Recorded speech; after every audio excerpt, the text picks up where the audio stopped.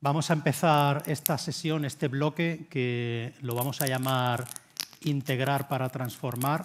Vamos a estar acompañados aquí de 3 de nuestros clientes. Los voy a nombrar en orden de, digamos, de cómo vamos a ir apareciendo. Perdón. Ahora. Por un lado tenemos a Jaime del Valle, de L'Oréal, luego te voy a presentar correctamente. Ignacio Aber, de Telefónica, María Alonso, de ING.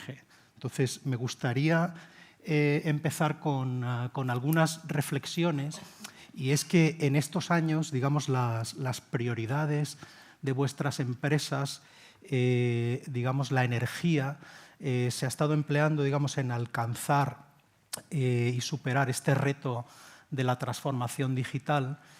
Y bueno, yo creo que no deberíamos dudar al afirmar que todos hemos alcanzado este objetivo, digamos, abordando de una forma u otra este reto con medidas similares que nos han permitido digitalizar procesos dentro de nuestras organizaciones y creando una cultura digital, por así decirlo, y también, digamos, operando, trabajando con nuevas formas de trabajar, como puedan ser con un enfoque agile, ¿no? Entonces, un poco una reflexión que me gustaría que hiciésemos o lanzaros un poco aquí es cuál sería el siguiente paso, ¿no? Es decir, ¿os parece, digamos, que los esfuerzos realizados en la transformación digital han servido para diferenciaros de vuestra competencia y para alcanzar las metas que os habíais propuesto? Y ese es un poco el contexto en el que hoy, en esta primera edición del Merkel Summit, queríamos, digamos, mostraros un poco cómo vemos nosotros esa evolución necesaria, digamos, para alcanzar estos objetivos que tengan impacto, primero, en vuestra cuenta de resultados y, sobre todo, en la vida de los consumidores de vuestros clientes, ¿no? Entonces, para ello, nosotros planteamos este marco estratégico que, como decía Manuel, nosotros llamamos el People-Based Marketing, y que, bueno, al final no es otra cosa que poner a la gente al centro de las organizaciones. Y para ello, digamos, nosotros vamos a hablar de 3 palancas esenciales, que, por así decirlo, nosotros en inglés le llamamos imperatives, imperativos, que esa palabra en castellano suena como muy fuerte, ¿no? Pero de alguna forma son como 3 palancas, digamos, de cosas que hay que hacer de forma ineludible. Es decir, no se puede hacer este marketing basado en personas sin abordar estos tres temas, ¿no? Entonces, bueno, como decía, pues hemos invitado a 3 de nuestros clientes. Entonces, en primer lugar, tenemos aquí a Jaime del Valle. ¿Puedes venir aquí? Gracias, Jaime. Jaime es el Chief Marketing Officer del Grupo L'Oréal en España. Bienvenido, Jaime. Y bueno, yo creo que nadie mejor que él para enseñarnos, digamos, cómo construir relaciones más estrechas con nuestros clientes y comprender sus necesidades y expectativas, ¿no? Entonces, antes de abordar, digamos, este primer, digamos, imperativo o esta primera palanca esencial, o antes de revelar vuestro secreto de belleza, por así decirlo, digamos que te quería lanzar una primera pregunta, y es ¿cómo habéis vivido vosotros este reto de la transformación digital en vuestro sector, en concreto en L'Oréal, ¿no? Bueno, pues muchas gracias por invitarnos a L'Oréal, sobre todo con un partner como vosotros que nos está ayudando a liderar esta transformación en el sector. Un sector que, aunque nosotros llamamos el sector de la belleza, realmente estamos viendo una transformación en todo lo que es industrias de consumo. La tecnología digital está transformando radicalmente el modelo de negocio, desde transformando qué es un producto de belleza en nuestro caso, y estamos viendo cómo los productos ahora a través de tecnología se están convirtiendo en servicios, en productos aumentados, en experiencias. Por lo tanto, las ventajas competitivas de las que hemos disfrutado los players de la industria en los últimos 100 años en innovación y desarrollo en producto físico, pues se empiezan a ver desafiados y vemos nuevos players que entran a jugar en lo que es desarrollo de producto con otras reglas, invirtiendo en investigación y innovación, pero en servicios que además se están entregando de manera digital. Entonces, está transformando radicalmente lo que es un producto de belleza, está transformando radicalmente cómo se construyen marcas, que igual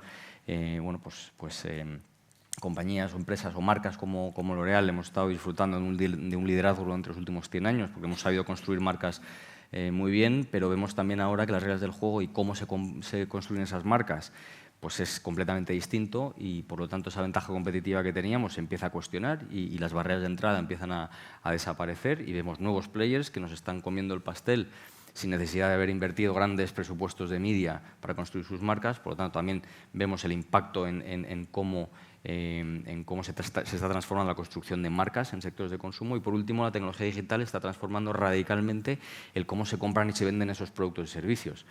Si bien ha sido un sector, una industria inminentemente intermediada, en la cual los acuerdos de gran distribución eran los que te permitían tener una ventaja competitiva contra tus competidores, pues ahora vemos que con tecnología digital o bien marcas se están lanzando a vender en directo, pero también estamos viendo nuevos modelos de negocio, de plataformas, de marketplaces, incluso estamos empezando a ver cómo empiezan a hacer el social commerce. Lo que estamos viendo, en resumen, es que la tecnología digital está cambiando el modelo de negocio y cuestionando esas ventajas competitivas tradicionales en cómo se desarrolla, se innova y se lanzan productos de belleza y qué es un producto de belleza, en cómo se construyen marcas y en cómo se compran y se venden esos productos y servicios. Ok. Y cómo, digamos, volviendo un poco ya al tema central, digamos, de esta imperativo, digamos, de integrar la estrategia de cliente, ¿cómo crees que L'Oréal se diferencia de la competencia? Y un poco más específicamente, ¿qué papel juegan los datos en esta diferenciación, ¿no? Pues igual que te decía que estas tres grandes ventajas competitivas que hemos construido a lo largo de 100 años y que nos han permitido ser líderes indiscutibles de la industria están empezando a ser cuestionadas, aunque las tenemos que seguir trabajando y tenemos que seguir teniendo los mejores productos de belleza, teniendo los mejores acuerdos de distribución y obviamente las marcas más potentes, pero estamos viendo que ya no es suficiente. Entonces el desafío es un poco entender cuál es la nueva ventaja competitiva en la que tenemos que trabajar y indudablemente es la capacidad que tenemos como Grupo L'Oréal de construir ese ecosistema de datos de consumidores de belleza. No existe ningún otro grupo de belleza, ni siquiera las nuevas marcas nativas digitales, ninguno de ellos tiene la capacidad de capturar, procesar y explotar el dato de consumidor de belleza que tenemos nosotros, porque no existe ningún otro competidor que juegue en todas las categorías. Nosotros tenemos productos capilares, de maquillaje, de tratamiento de la piel, de coloración, etcétera. No existe ningún otro player que juegue en todos los circuitos. Nosotros jugamos en farmacias, en gran distribución, en perfumerías especializadas, en e-commerce, y no hay ningún otro player que juegue en todos los países. Por lo tanto, el papel que juegan los datos de consumidor es tan fundamental como que estamos convencidos que es la verdadera ventaja competitiva que tenemos frente a nuestros competidores. Muy bien, pues digamos que a nosotros podríamos decir, por así decirlo, que una de las cosas que habría que hacer dentro, digamos, de esta integración, de tener esta estrategia de cliente unificada es tener un poco una imagen, ¿no?, de cuál sería ese consumidor ideal o esa, digamos, esa audiencia a la que tú desearías, digamos, hablar, ¿no?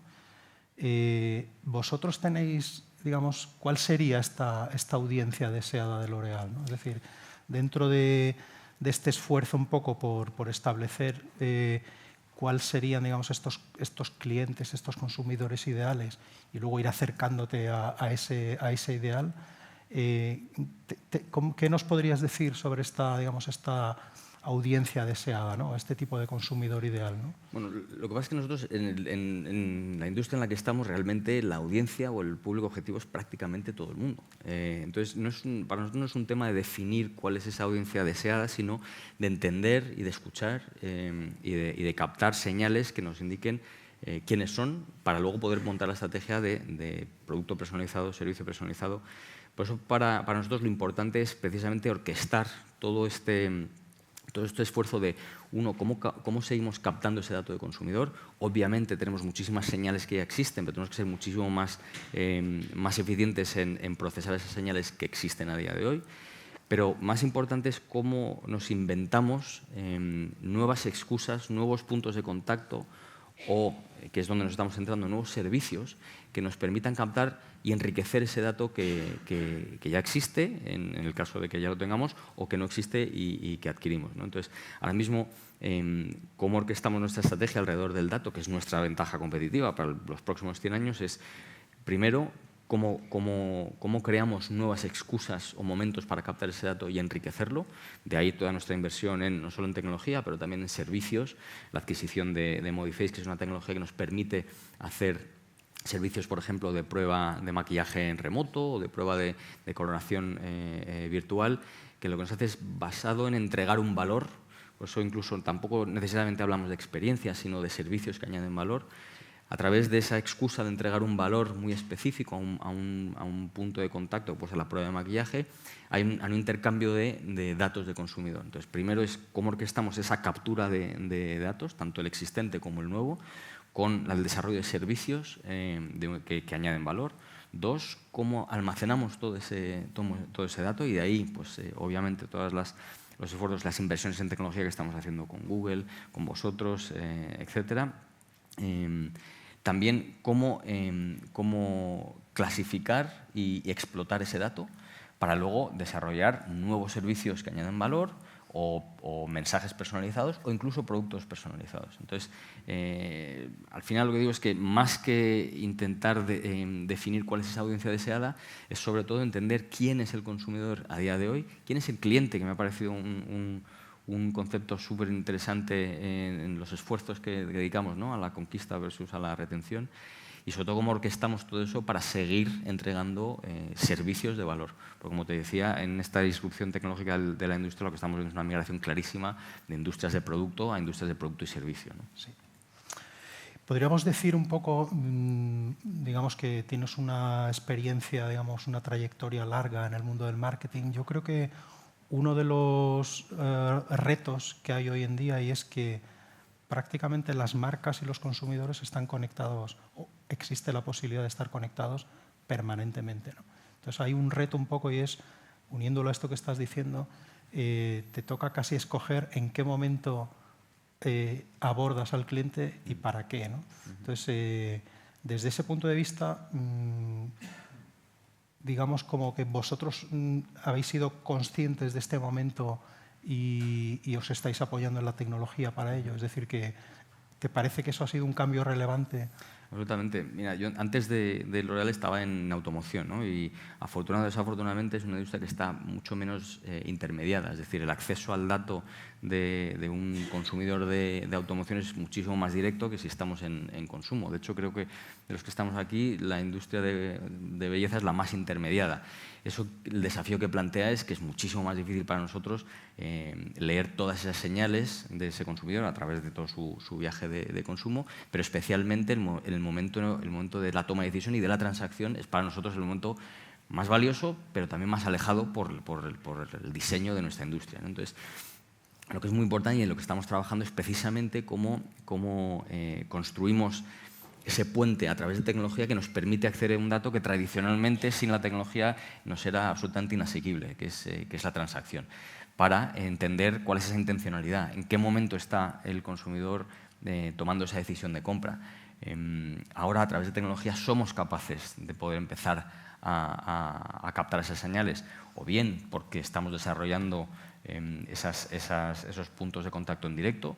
Por ejemplo, el Grupo L'Oréal, pues tenemos más de 35 marcas. Si traducimos eso en todos nuestros canales propios, es decir, 35 webs, 35 canales sociales, etcétera, pues tenemos 25 millones de usuarios únicos más o menos al año. que es un real estate fantástico que nos permite en primera persona detectar esas señales. Pero también nos hemos empezado a vender en directo a través de webs de e-commerce y ya empezamos a captar dato transaccional. Pero además también estamos llegando a acuerdos con partners fundamentales de distribución tradicionales, ¿no? Pues grandes cadenas de perfumería o distribuidores, para poder, a través de un intercambio de valor, y vuelvo a ese concepto de intercambio de valor, que no solo con el cliente o el consumidor, sino también con nuestros partners de distribución, pues también se nos permite captar ese tipo de señales y acceder a ese dato que nos identifica a ese consumidor que está en el momento de tomar una decisión y comprar y hacer una transacción. Muy bien. Y eso sin tecnología hubiese sido absolutamente imposible, obviamente. Creo que hay un tema, digamos, bastante interesante y es el de, digamos, poderle preguntar a los consumidores un poco cómo quieren ellos que una marca como L'Oréal, o a través de todas las marcas,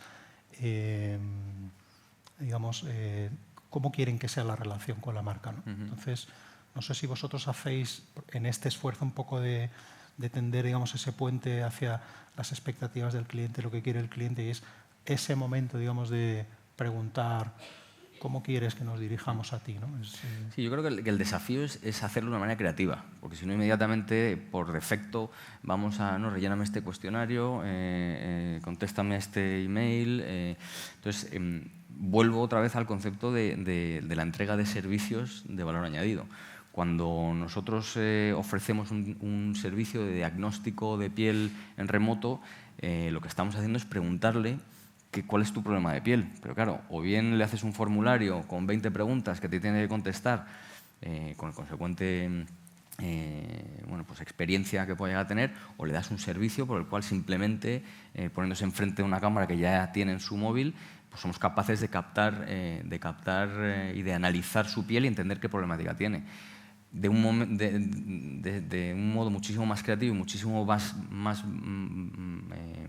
con más valor, le hemos preguntado si te voy a mandar comunicaciones de tratamiento de la piel acerca de qué problemáticas quieres que te las comunique, ¿no? Entonces, pues es la misma pregunta, pero de una manera muy distinta. Una aporta valor y la otra, pues bueno, pues es simplemente un touch point adicional que crea además un trabajo adicional para el consumidor. Entonces, yo creo que el desafío es más que nada, a través de la creatividad y de la tecnología, entender cómo leer esas señales, cómo hacer esas preguntas y luego entregar un valor y un servicio que se adecuan a esas preguntas que te ha contestado. Tiene que haber un intercambio de valor en dos direcciones.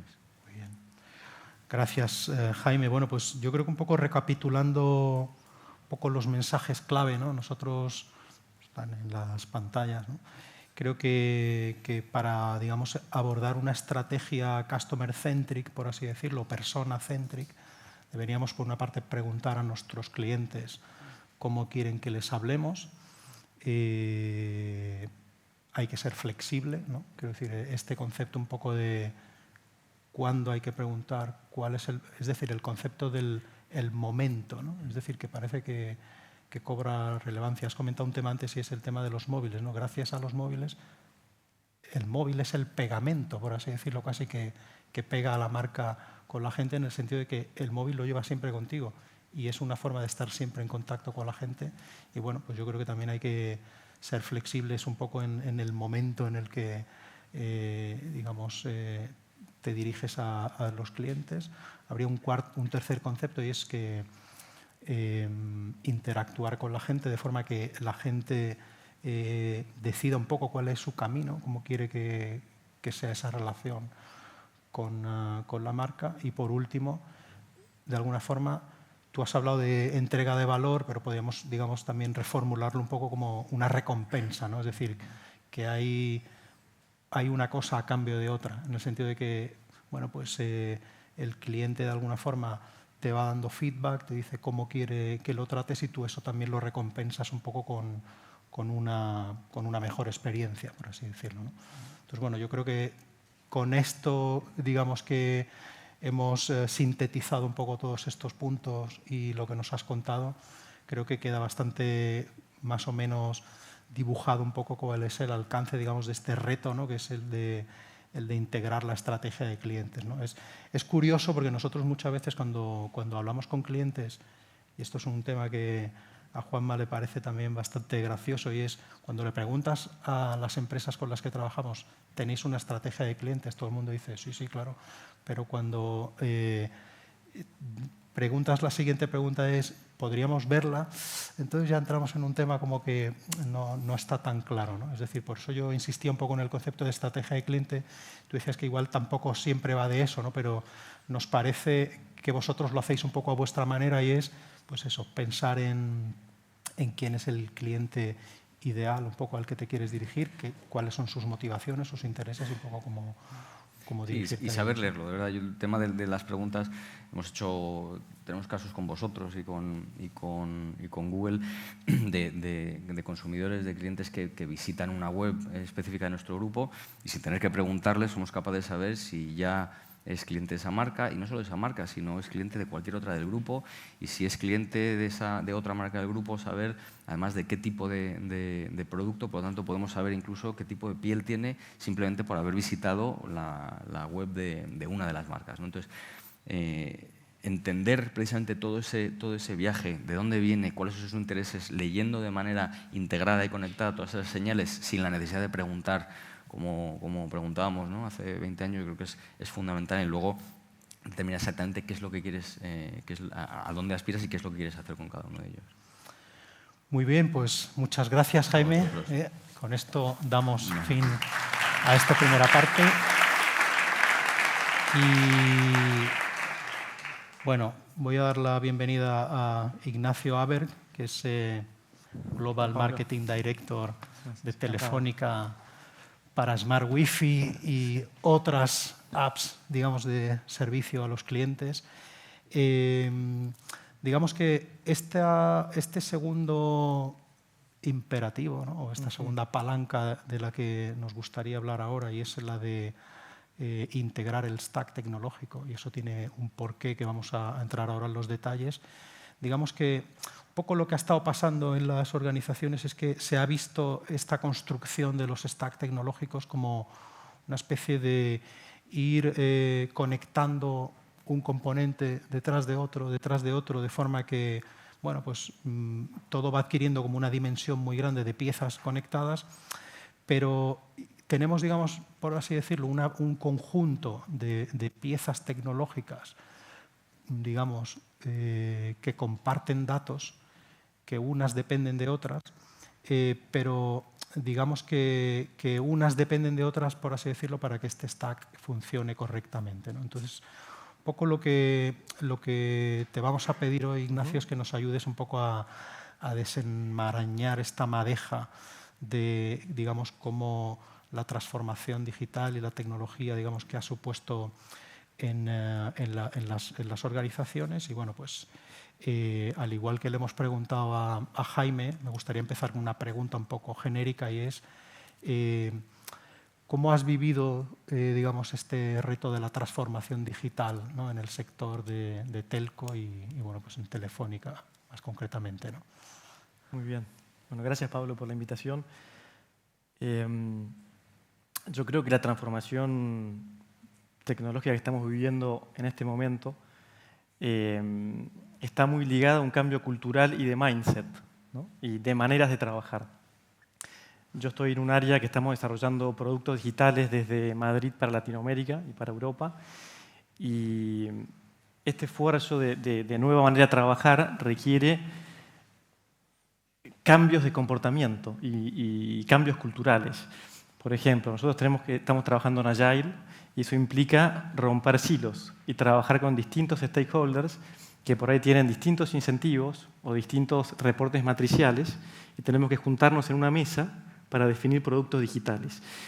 Y en esa mesa tiene que haber personas con expertise puntual de distintas áreas, data scientists, gente de diseño, gente que entienda al cliente, product managers, gente de tecnología, desarrolladores de QA, y lograr que esas mesas ágiles, con donde cada persona tiene un rol claro y trae a la mesa un expertise claro, funcione bien, donde haya un governance claro, con un claro product owner que tenga la responsabilidad de tomar la decisión final de para dónde va el producto, es algo para mí que requiere un esfuerzo muy grande en cambio cultural, cambio de mindset, y también un balance muy importante en la manera de liderar, que estamos siempre buscando el equilibrio entre un liderazgo más autoritario o más, sí, autoritario y uno más de consenso, ¿no? Para no perder time to market, pero a su vez recoger la riqueza de todas las personas que se unen a la mesa de trabajo. Ese me parece que es uno de las nuevas maneras de trabajar que está generando la tecnología. Y otro punto muy importante que yo creo, súper relevante, es resolver un problema real del cliente. Y cuando estamos resolviendo un problema con un producto digital, no estar creando otro problema, ¿no? Entonces es súper importante, lo comentaba Jaime anteriormente, es entender bien al cliente y entender qué problema y cuál es la oportunidad que tenemos que atacar para resolver su necesidad, cuál es su necesidad real. Y en relación a este punto, por la velocidad con que van la tecnología, hay muchos jugadores que por ahí son con estructuras más livianas, es súper importante el proceso de service discovery o service design, ¿no? De poder hacer prototipos y probar y testear para encontrar ese problema y esa solución a ese problema, con el mínimo esfuerzo posible para no demorar mucho tiempo en desarrollar una solución. Entonces, ese proceso de conceptualización en esas mesas de trabajo con distintos expertise, que una vez que llegamos a la propuesta de valor concreta, pase a la siguiente fase de construcción y desarrollo, ese engranaje, cuanto más rápido vaya y al mínimo costo, para mí es clave para hacer productos digitales enfocados en necesidades reales de cliente. Para darte un ejemplo concreto, y en este proyecto que estamos trabajando nosotros hay un componente de hardware, un componente de software, que está con una arquitectura cloud, ¿no? y servicios de terceros. Entonces, coordinar que todos estos stakeholders con distintos expertise, con distintos incentivos, funcionen de manera coordinada y con un rumbo claro, ese es para mí el mayor desafío que vivimos hoy en el mundo de tecnología. En una empresa como Telefónica, que está en muchos países y tiene muchos stakeholders, también es importante generar ese nuevo mindset de ceder control, muchas veces, ¿no? De por ganar escala y ganar time to market, si uno hace un producto global que una nueva feature aplica después, se puede replicar en varios países, los CMOs locales tienen que también ceder su espacio en pos de una ventaja de time to market global, ¿no? Y si el equipo global tiene un time to market muy largo, empieza a haber conflicto, ¿no? Entonces, esa relación y ese liderazgo de consenso, firmeza, es un poco el baile que estamos transitando con este momento de avances tecnológicos, yo creo, ¿no? Muy bien. A ver, también un poco todas las personas que están aquí igual no están, digamos, muy familiarizadas un poco con el sector telco, digamos, visto desde dentro, por así decirlo. Podríamos decir un poco que el sector en el que está Telefónica se basa un poco en la prestación de muchos servicios a un cliente, y digamos que en la medida en la que prestamos muchos servicios a distintos clientes, se generan muchas bases de datos, ¿no? Que están fragmentadas, cada una por su lado, y esto, digamos, que provoca un poco que haya esa fragmentación de la identificación de los clientes, ¿no?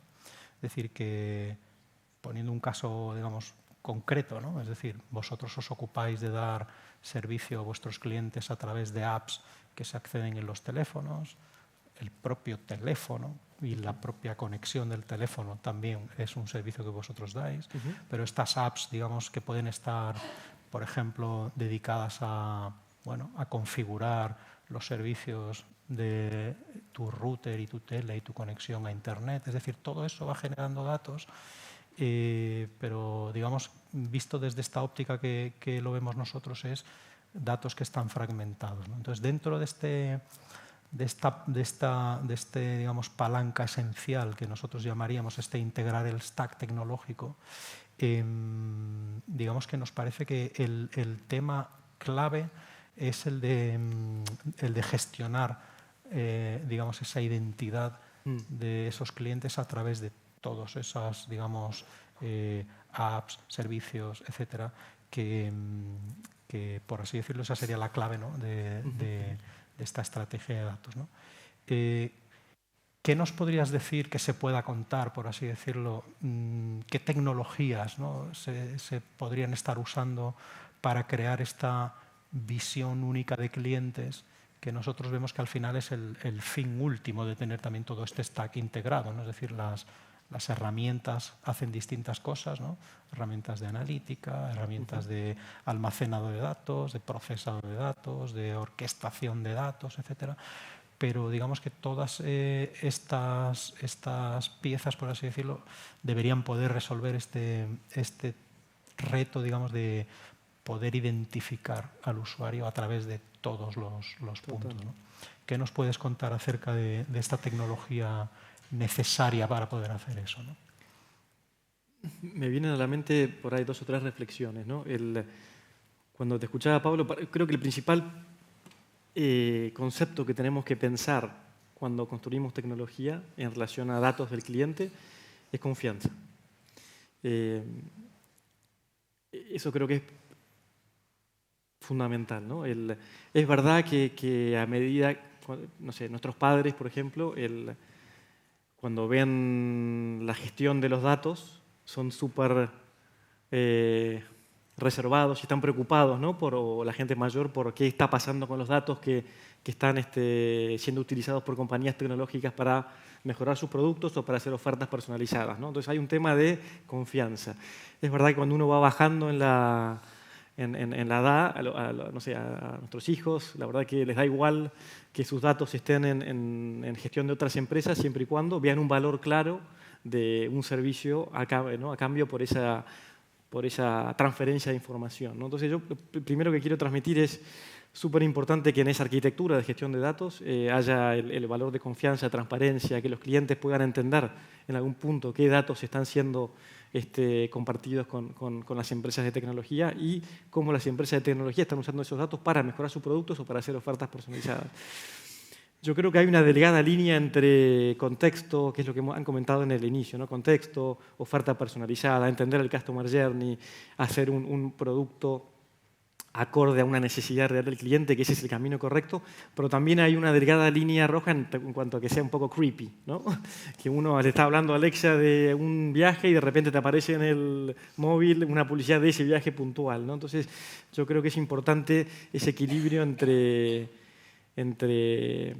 contexto, oferta personalizada, hipersegmentación y también transparencia y entendimiento de los clientes, qué estamos haciendo las empresas tecnológicas con sus datos y que ellos puedan entender esa utilización. Ese como primer punto. Segundo punto, vuelvo por ahí al inicio, que componentes de arquitectura son los que tú has mencionado, ¿no? De herramientas de analítica para hacer modelos de propensión, almacenamiento, normalización de datos, que todos aquí estamos trabajando día a día con esa especialización, con esa tecnología. Yo creo que aquí lo más importante, al final la tecnología la trabajan las personas, ¿no? ¿Y qué es lo que nos pasa en empresas grandes como las que estamos aquí? Hay muchos aplicaciones y servicios que por ahí están, como tú decías, liderados, diseñados por product owners que dependen de una estructura matricial, ¿no? Entonces yo creo que el desafío, yo creo que hay empresas de tecnología líderes que lo están encarando muy bien, es lograr generar, como decía al comienzo, una experiencia seamless. No importa en qué producto esté consumiendo el cliente, qué datos esté generando. Y eso, aterrizándolo y para hacerlo bien concreto, es que cuando un cliente hace un sign-on o ingresa sus credenciales a un servicio de telefónica, pueda disfrutar de otros servicios sin tener que estar volviendo a introducir credenciales, ¿no? Si ha puesto los datos de pago en un servicio, que eso aplique cuando está utilizando otro servicio. El ejemplo más común que me parece que estamos en la dirección de trabajar, si un cliente está disfrutando un contenido de Telefónica on the go, en su tablet o en su móvil, y está por quedar sin saldo, que él puede hacer una recarga en Latinoamérica, por ejemplo, que es muy común, sin tener que ingresar las credenciales que ya las ingresó en la aplicación de eCare, puntual que tiene el grupo Telefónica. Entonces, esa convergencia de componentes tecnológicos para que cuando el cliente está disfrutando distintos servicios, como tú mencionabas, Pablo, tenga una experiencia seamless y para él sea transparente si se está moviendo, yo creo que es fundamental. Que la experiencia UX sea similar, entendible, que los analytics, ¿no? Cuando hacíamos estas campañas que comentábamos antes de personalización, de conozco al cliente, que tengan un sentido y un contexto en base a su historia completa de uso de los productos del grupo. Pero para cerrar, me parece súper importante el desafío que tenemos, yo creo, es lograr esa confianza. En este momento, cada vez más, es importante que generemos esa confianza de cómo estamos utilizando la información, dónde la alojamos, y que el cliente... Yo creo que las empresas que van a ganar los próximos años esta carrera tecnológica son las empresas que van a generar esa confianza, y las empresas que no lo hagan van a ver seriamente afectado su modelo de negocio, y ha pasado con, ¿no?, Cambridge Analytica, y vemos cómo eso afecta directamente el modelo de negocio de las compañías. Por eso, al pensar la arquitectura con todos los componentes, hay que pensar la transparencia y cómo volviendo a las personas, cómo las personas que están trabajando en distintas áreas logran tener una visión común, dejando de lado incentivos por ahí no siempre alineados, egos o ese tipo de cuestiones, ¿no? La verdad que me parece que es un concepto súper interesante este que acabas de mencionar, en el sentido de que no basta solo con, digamos, tener esta capacidad de tener el stack tecnológico de alguna forma integrado para poder tener esta visión única del cliente, sino este concepto que estabas apuntando, Ignacio, de generar confianza. Y en ese sentido, ¿tú crees que en el futuro, por así decirlo, los consumidores, los clientes, van a tener una relación, digamos, con menos marcas, pero con marcas en las que tienen su confianza? O sea, ¿vosotros creéis que eso va un poco por ahí? Es decir, porque hoy en día pues, todo el mundo compra de todo, y hay veces que en este contexto donde no estás identificado, pues igual mueves tus decisiones por un tema de precio, pero en la medida en la que hay esa conciencia por parte también del cliente de que ahí hay una serie de datos que tú estás dando a cambio de que haya un valor, se podría estar ya gestando ese escenario donde, bueno, yo mi confianza la tengo con 2 o 3, no la tengo con 40 marcas, ¿no? Qué difícil pregunta. Esta es bonus, sí, sí. O sea que... yo veo dos tendencias. Por un lado, coincido contigo, Pablo, y es una de las apuestas de Telefónica, es generar confianza. Que eso se genera de dos maneras, ¿no? Nosotros, el principal producto que ofrecemos es conectividad. Entonces, que la conectividad funcione de la mejor manera posible y que el cliente tenga una experiencia positiva con Telefónica. Ese es el primer eslabón. Pero construyendo sobre eso, cuando creamos productos digitales, yo creo que hay que apostar claramente a la confianza, a la transparencia y a la gestión de los datos. Eso me parece que es una tendencia clara, y coincido que, a mi modo de ver, las empresas que mejor gestionen ese atributo, ese asset, van a tener mucha más posibilidad de ser sustentables en el futuro. Dicho eso, también hay que entender que las nuevas generaciones piensan distinto. Entonces, había que proyectar y empezar a pensar de aquí a 5 o 10 años. Los que hoy tienen mis hijas, ¿no?, que tienen 6, ven la vida de otra manera. Entonces, también hay que entender cómo juega para ellos y el valor que le dan a tener un producto que les resuelve una necesidad real, y están dispuestos a ceder parte de su privacidad para tener esa ventaja. Entonces, yo creo que están esas dos tendencias muy marcadas, y veremos qué pasa. Bien. Gracias, Ignacio, de nuevo, por estar con nosotros y compartir. Muchas gracias. Gracias. Muy bien. Bueno, pues doy la bienvenida a María Alonso, directora de Marketing y Gestión de Marca de ING en España. Gracias. ¿Qué tal, María?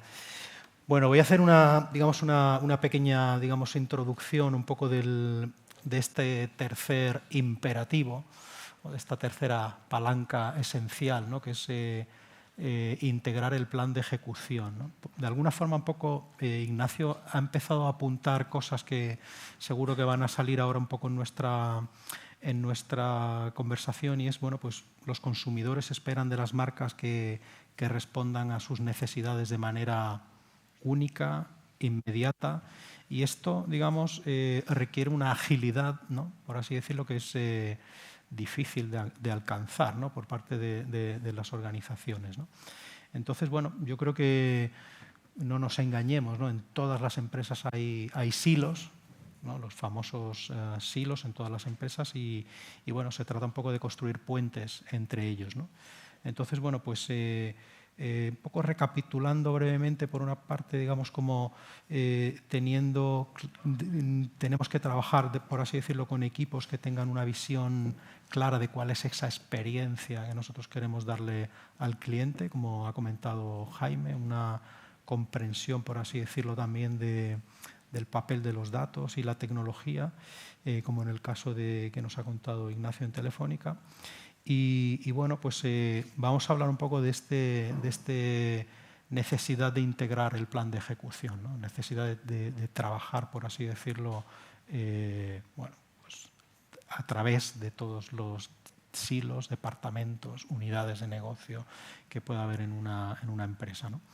Entonces, bueno, pues nos gustaría saber en este caso tu opinión del sector financiero, cómo habéis vivido la transformación digital y, bueno, ¿qué ha supuesto eso en la relación con el cliente, ¿no?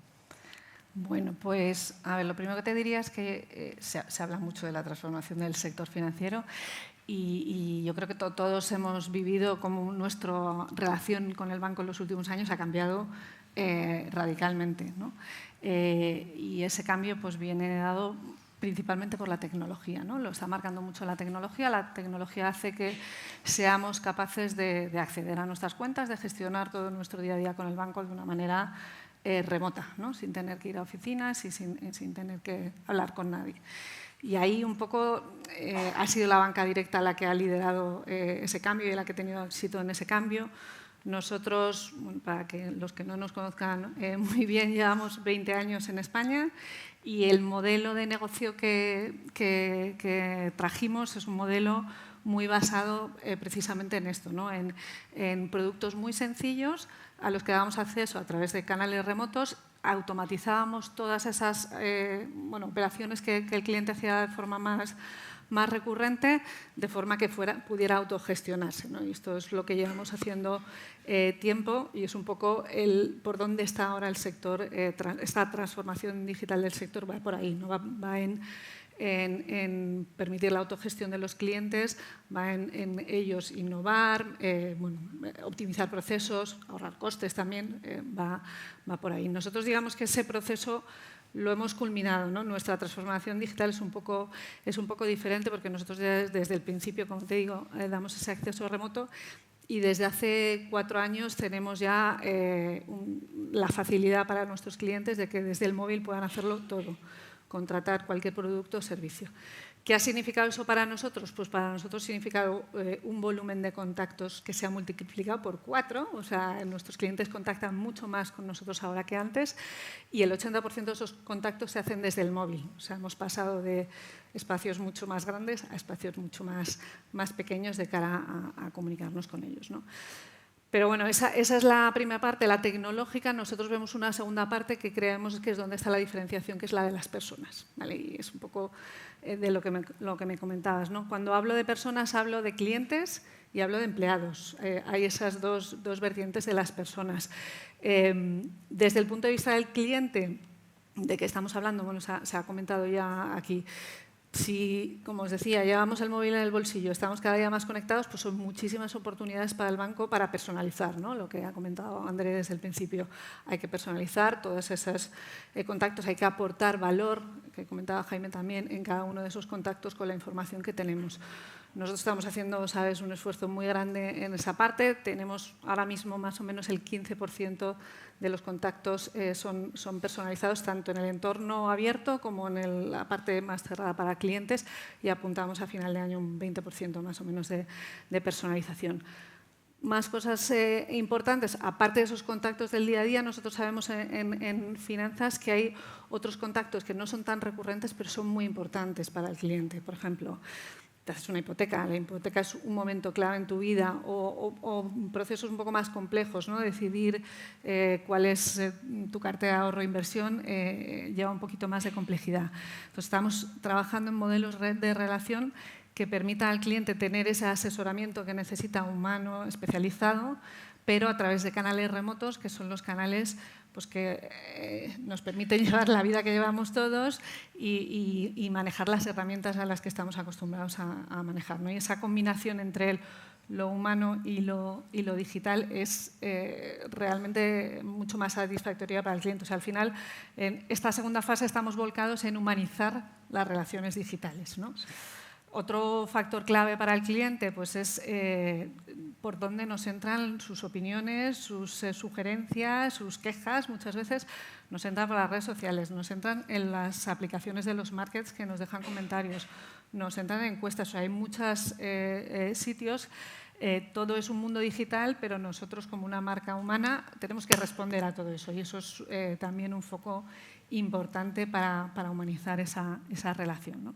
Y esa es la parte del cliente. Luego está la parte del empleado que te decía. Para las personas, un poco, ¿cuál es el cambio en el mundo digital? Pues el mundo digital te exige, como hablaba Ignacio, una mentalidad diferente, ¿no? Te exige una cultura una forma de trabajar más colaborativa, más abierta. Es una oportunidad para las empresas cambiar sus culturas, fortalecer de alguna manera el talento de la gente y el compromiso que tiene la gente con las empresas, ¿no? Porque al final, pues como te decía, las personas van a marcar la diferencia. La diferencia entre unas empresas y otras van a ser las personas, no la tecnología, porque la tecnología para todos es la misma. Y sin embargo, la cultura es algo que tienes que trabajar a más medio plazo, si parece que algo me... Pues lo que decía, la cultura es algo que tienes que trabajar más a largo plazo, alimentar a largo plazo y al final no es tan fácil de replicar, ¿no? Y cuando la tecnología falla, que siempre falla, o sea, a todos nos ha fallado alguna vez, se nos ha caído la aplicación, nos hemos confundido en enviar una comunicación, los que te sacan de ahí son las personas, ¿no? Las personas que están comprometidas y que tienen talento. Digamos que, por así decirlo, por lo menos visto desde el punto de vista desde España, ING en un cierto sentido ha sido pionero, ¿no? En este concepto de este tipo de relación entre el banco y las personas. Vosotros teníais un lema, ¿no? Que era el people banking, ¿no? Que de alguna forma podría ser un poco asimilable a lo que nosotros entendemos que es como el people-based marketing, o sea que no sé si os hemos copiado o más o menos hemos ido en la misma dirección, pero también es verdad que de la misma forma, digamos, otras entidades bancarias presentes en España están, por así decirlo, convergiendo también en ese punto, ¿no?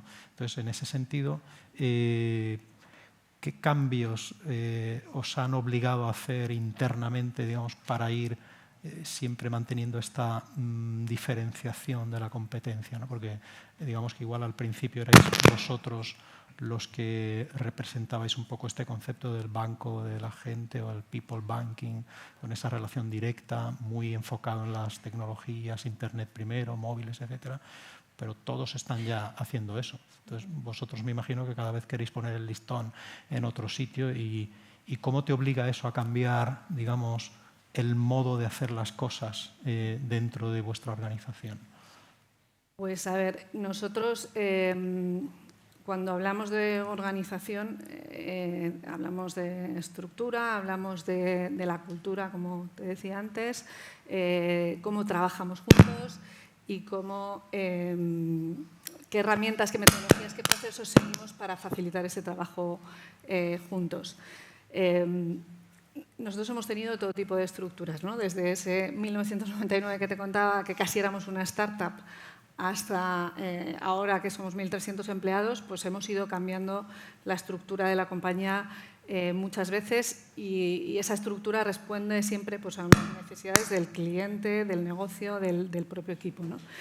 Pero lo que hemos mantenido desde el principio, y un poco hilado con lo que te decía antes, es la cultura, ¿no? Esa cultura que es, yo la describiría como una cultura pues abierta, colaborativa, mucho más volcada. Esto no funciona, ¿no? A ver, espera. Bueno. ¿Ahora? ¿Se me oye bien? Sí. Improvisamos. Sí, no pasa nada. Te hablaba de la cultura que está mucho más volcada en la inteligencia colectiva y fomentar esa inteligencia colectiva que las jerarquías. y eso es importante, y que esa inteligencia esté al final al servicio de esos clientes, de esas necesidades del cliente y del desarrollo del talento del equipo, ambas cosas, ¿no? ¿Qué ocurre? Que cuando vas creciendo, mantener esa cultura es complejo, ¿vale? Porque es una cultura más informal, digamos, y bueno, pues cuando vas creciendo se va haciendo un poco más caótico, ¿no? Entonces, lo que hemos hecho hace año y medio es cambiar completamente la estructura. La estructura que tenemos ahora está basada en los principios del agilismo, en esta filosofía Lean, en distintos modelos de referencia. Es una estructura que se ha implementado en todos los países donde ING está presente. Y te explico muy rápido, aunque parte conoceréis en qué consiste, ¿no? No me enrollo mucho porque podría estar hablando de esto mucho tiempo, pero 3 cosas importantes. Uno es lo que comentaba Ignacio, de equipos multidisciplinares, ¿vale? Equipos 8 o 9 personas que están juntas, son de distintas disciplinas, gente de IT, gente de negocio, marketing, datos, UX, muy distintas disciplinas, trabajando con un objetivo común y sin jerarquías entre ellos, ¿vale? Segundo punto importante, trabajan en sprints de 15 días y en ese periodo ellos deciden qué es lo que van a hacer para aportar valor, cómo van aportando valor en esos 15 días.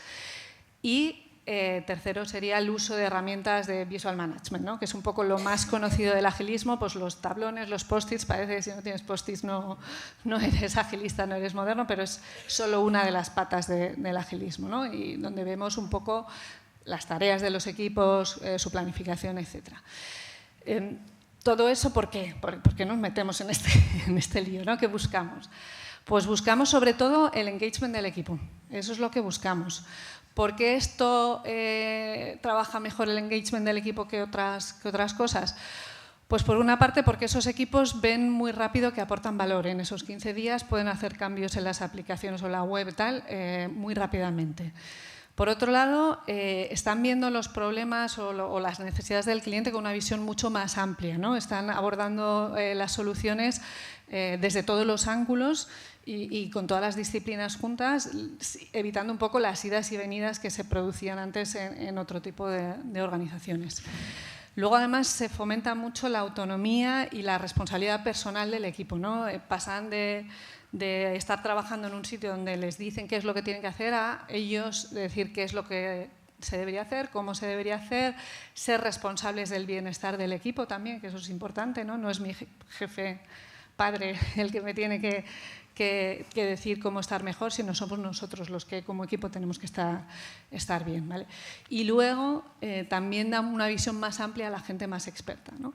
Es verdad que nos estamos hiperespecializando. En el marketing cada vez hay más el experto en programática, el experto en marca, el del test AB, el analista. En una sola disciplina, que es marketing, tenemos muchos expertos que cuando trabajan juntos entienden el valor que están aportando a cada uno y además amplían sus conocimientos, ¿no? Están también profesionalmente creciendo, ¿no? Entonces, todo eso al final hace que mejore el engagement del equipo. Así que, bueno, un poco en resúmenes, ¿cuál es me preguntabas, la diferencia con o cómo seguimos diferenciándonos de la competencia? Pues manteniendo esa cultura desde el primer momento basada en las personas y en, como llamabas a la ponencia, ¿no? La integración más que de la ejecución de las personas, y fortalecerla con nuevas metodologías, nuevas estructuras que trabajen sobre eso. Gracias. O sea, que digamos es el banco de las personas hacia afuera, pero también hacia adentro, por así decirlo, ¿no? Y bueno, pues la verdad que es interesante. Vosotros, digamos que habéis tenido toda esta trayectoria para haber podido poner, digamos, en marcha, digamos, esta forma de trabajar, ¿no? El agilismo, la metodología agile. Antes de empezar a hacerte una pregunta que me gustaría saber qué barreras habéis tenido que sortear, tendría la curiosidad de saber si en este tema de Agile importa más, digamos, observar el método, las reglas del juego o los resultados, ¿no? Porque según si te enfocas en el resultado igual, pues te da igual el cómo lo hagas, y si te enfocas igual más en el método, pues parece que no importa tanto el resultado, sino que lo hagas de la forma que se supone que hay que hacerlo, ¿no? Y en este sentido, pues, ¿qué podrías comentar? Esa es muy importante y muy debatida, ¿eh? El agilismo tiene uno de sus principios que es personas sobre procesos, ¿vale? Y eso ya te contesta. Lo importante son las personas o los resultados, ¿vale? Evidentemente los procesos están ahí para ayudarte en eso, pero no hemos, por lo menos nosotros no hemos sido muy talibanes en cómo aplicar esto, ¿no? Y hemos ido adaptando y reajustándonos. Yo creo que no hay una organización que sea perfecta y que solucione las necesidades de todas las necesidades, ¿no? Vas un poco reajustando.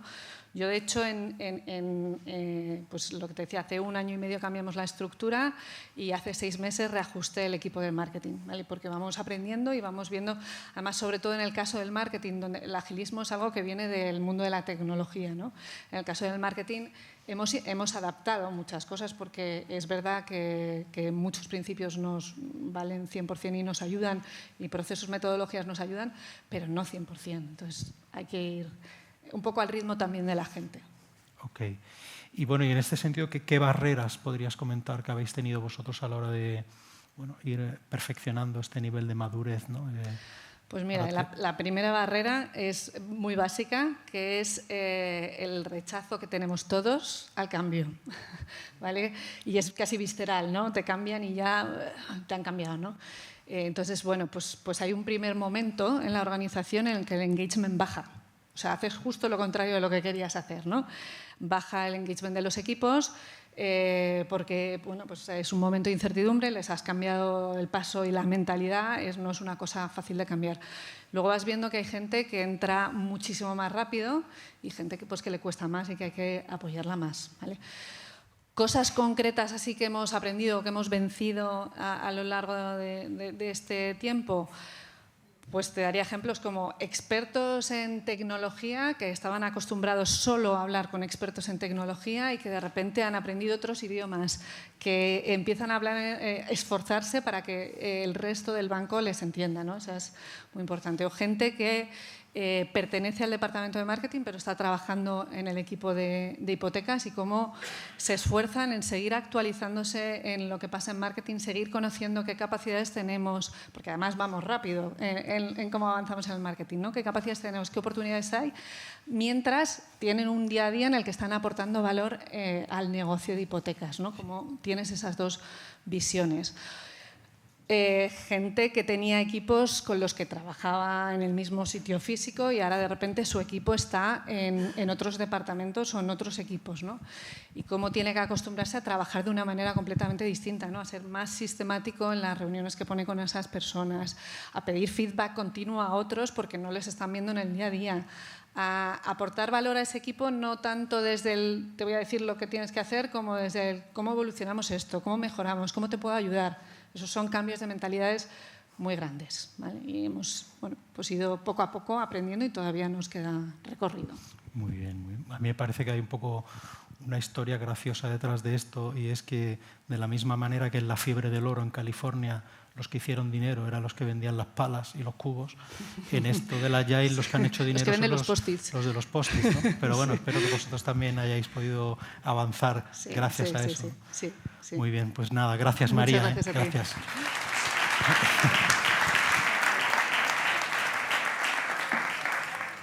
Bueno, pues un poco a modo de, digamos, de cierre, pues digamos que arrancábamos esta sesión un poco comentando el tema del éxito de la transformación digital.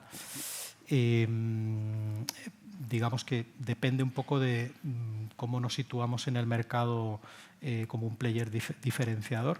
Para esto hemos traído estos 3 enfoques que nos habéis dado tanto Jaime, Ignacio como María. Y bueno, pues por así decirlo, un poco los takeaways, ¿no?, que se dicen un poco en las presentaciones en inglés, pues nos gustaría que nos quedásemos, digamos, con que por una parte habría que empezar un poco con una estrategia integrada, digamos, para ir perfeccionando, digamos, esta visión 360 del cliente. Por otro lado, digamos, centrarnos en construir un stack tecnológico unificado que habilite esta estrategia a través de todos los canales y los medios a lo largo del ciclo de vida del cliente. Y por último, pues animar al equipo a trabajar con una visión clara de la experiencia, de la experiencia del cliente que deseamos, definiendo, comunicando y, digamos, midiendo cada rol y cada objetivo en este proceso, ¿no?